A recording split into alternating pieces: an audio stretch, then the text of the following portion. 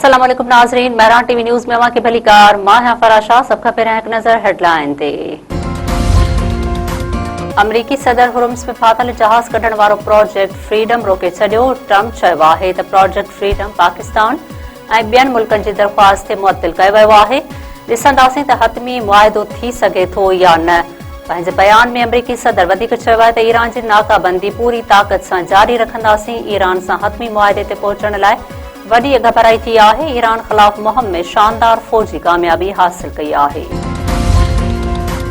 America जे परॾेही वज़ीर Marco Rubio चयो आहे त ऑपरेशन एपिक फ्यूरी मुकमल थी चुको। ऑपरेशन जा मक़सद हासिल करे वरिता आहिनि। असीं अमुन जे रस्ते खे तरजीह ॾींदासीं।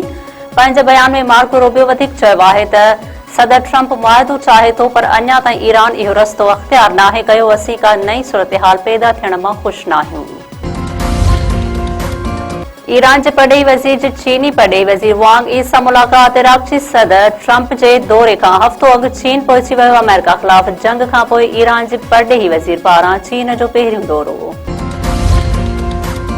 अमेरिका ईरान ॻाल्हियुनि में घबराई बाद आलमी मार्केट में तेल जी क़ीमतुनि में लाथ। ट्रंप पारां प्रोजेक्ट फ्रीडम मुअत्तिल करण वारे ऐलान बाद WIT $100.6 फी बैरल में विकिरो।